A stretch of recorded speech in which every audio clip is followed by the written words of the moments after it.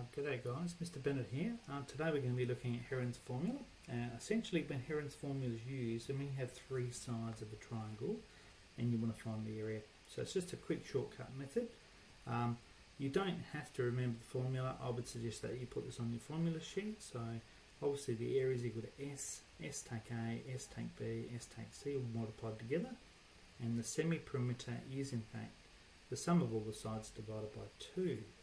Alright, so let's have a go at an example. Now in your textbook off there is an example. Now, if we're looking at this one here, I've just made some sides up. If we're looking at these particular sides, 6, 10 and 20, I wonder if you could actually think of what might be wrong with a triangle of those dimensions. I'll give you 2 seconds to think about it. Yeah, I've actually worked out there's a bit of a problem.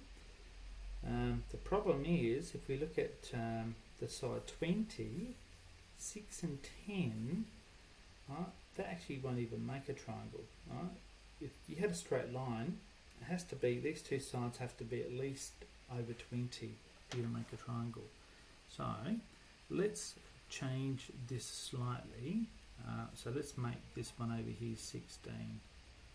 Right, so if I change that and make that 16, then we can actually have a triangle and we can actually have the process that works for Herons Formula. So the first thing we must do is work out S, so that's going to be 10 plus 16 plus 20, so that's 30, 46, all divided by 2, it's going to give me an answer of 23.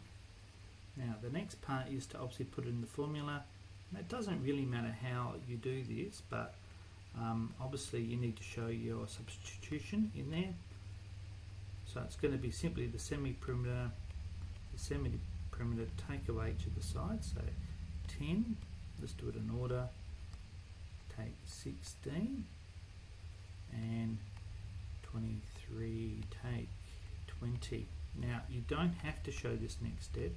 You technically could go straight to your calculator and work this out. So that's going to be times 13 times 7 times 3.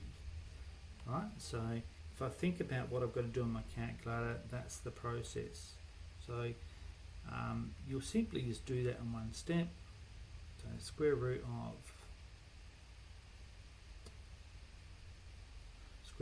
of 23 times by 7, no, it's 13 times by 7 times by 3, enter. Right, and that works out to be 79.24. So if we come to our particular thing, 79.24, now these are all in meters, we're working at the area, so it's got to be meters squared. Now, at least for this particular thing, you must show at least this line here. Alright, you don't have to show that line, but you must also show the answer with the correct units there for that to be correct. So when we get to do these questions, you'll have a choice whether you use this particular method or you choose another method to find that. Okay, so I'd suggest that you have a go at those exercises. Make sure you certainly know how to use that formula, because that's really important.